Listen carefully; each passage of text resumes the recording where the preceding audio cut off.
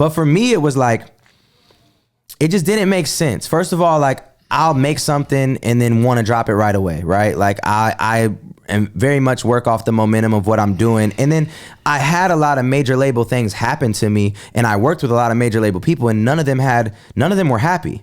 Like, true. I talked with NF about his deal. I talked with all these different artists about their deals, and they all hated it. And then at the same time, like, hey, Kyle's back to being indie.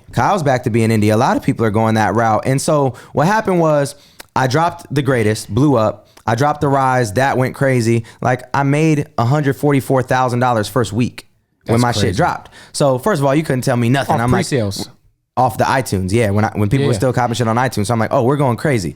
So after that, I started comparing my numbers because I'm seeing myself on the charts next to these people, and I believe that Ray Srimmerd had sold 14,000 copies and I sold 12,000, and I'm just like, looking at their album, and I'm like, how much did they pay for all these beats?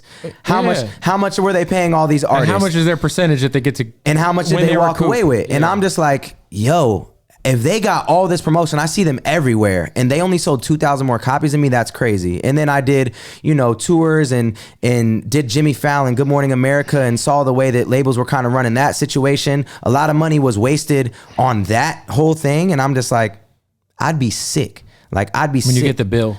Yeah, like, there's no way. And you don't even have control of how you spend that money. Like, it just gets spent. And then you get the bill, and then you got to recoup it. Yeah, no thank you.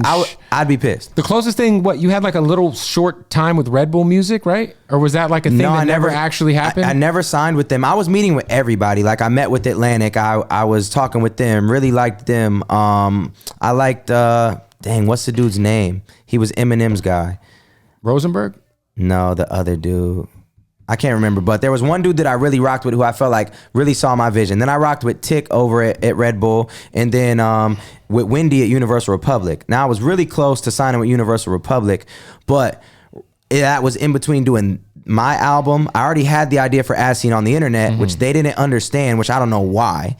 And then I was doing Jimmy Fallon and all that and seeing how that was playing out. Then they flew me to New York multiple times, and the main cat at Republic blew me off. And I'm like, y'all flew me here. It was either 2 or 3 times they flew me to New York to specifically meet with him, and he never showed. And I'm like, if you're blowing me off now, what you gonna do when you got me under contract? You're definitely not coming in. You're supposed to be courting me right now. Did Strange ever try to sign you? Weirdly, Strange and Funk Volume have never tried to sign me.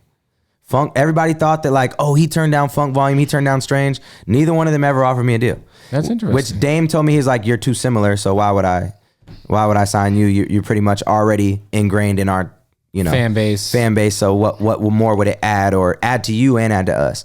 And then with Strange, it was like, yeah, they never offered me anything either.